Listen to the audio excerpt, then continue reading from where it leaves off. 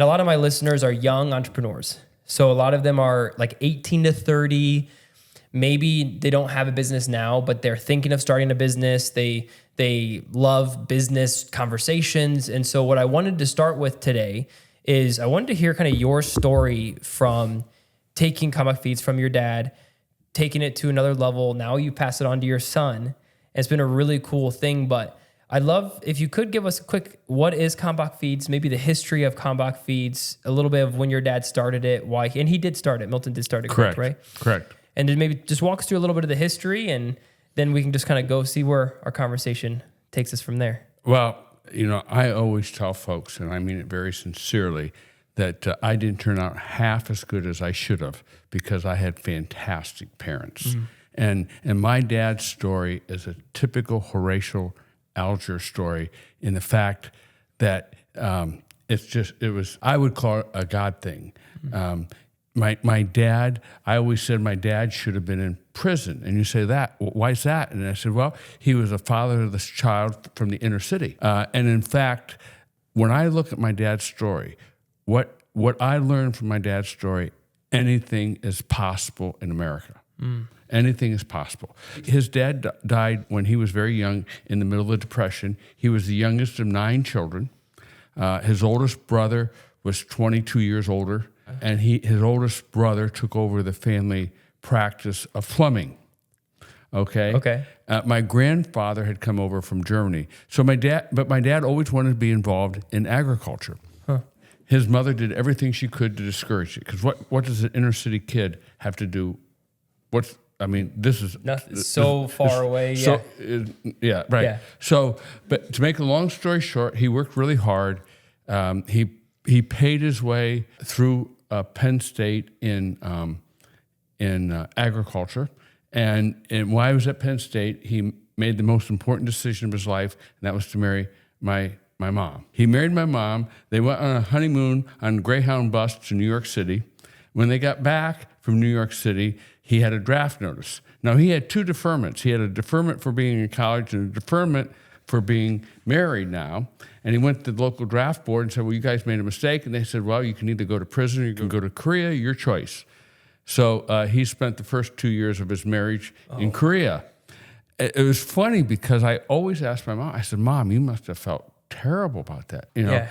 And my mom, in typical mom fashion, she said, Paul, it was way worse for the World War II women because they didn't know when their husbands were coming back. Yeah. And so, it's true. Yeah, that's my mom. Anyway, my dad came back. He got his degree. He worked some, and then he went on the GI Bill to the University of Connecticut for his graduate work. And then you can't make this stuff up. A co-op from Ohio hires this East Coast city kid to be their only nutritionist. So we make our way to Fostoria, and my dad goes to work for Ohio Farmers Co-op as their only nutritionist, and he had lots of ideas on how they could improve. They weren't interested in most of them, and so he decided he had to get started in business. He went out and got a small business administration loan. Okay. Unfortunately, they published the award in the Columbus Dispatch, and my dad's boss did not think that was consistent with his career with Ohio Farmers, and he got fired on Monday. Fun. And that wouldn't have been a problem, but a short time thereafter, he got a letter from the Small Business Administration telling him that they had run out of money and wouldn't be able to fund his loan. And I always say, now I don't know this for a fact, but I always say that was the day my dad went from being a New Deal Democrat to being a conservative Republican like his wife. Which he was. When the government did not come I know through that for him. From the rest of his life, that's what he was. And anyway, people talk about stories. I'll never forget. My parents did not fight much. I mean, they had a phenomenal marriage, but they had one really big knockout fight when my dad told my mom that he wanted to start his own business.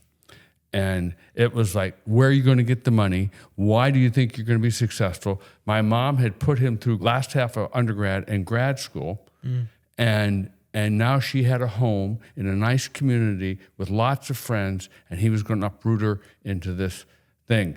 My grandfather, my mother's father, wrote my dad a great letter. He had an 8th grade education. He wrote him a great letter about how he was trying to go into a capital-intensive business with all this big competition, with well-funded. How did he think he could make it? But my dad was able to get a $20,000 loan from a local bank. I'm sorry, I should go back to finish that story. So my dad and mom had this fight. Yeah. And my dad retreats to the cellar because it wasn't a basement, it was a cellar. And I never forget, as a 7-year-old, I walked down those steps to my dad. I put my hand on my dad's shoulder and said, "Dad, I'll loan you some money." And my dad turned around, and this is when I got it. He says, "Paul, I need to borrow all of your money." And I had $103.57, and he borrowed it all. Paid it back, I might add, with lots of other benefits. But that was the start of Kalmbach Feeds in 1963. And there was always challenges, always lots of issues and challenges.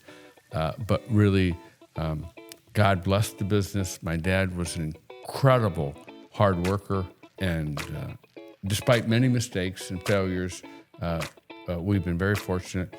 We've grown the business 10% per year for over 60 years. It's really an unbelievable run. We've got great team members and great customers today.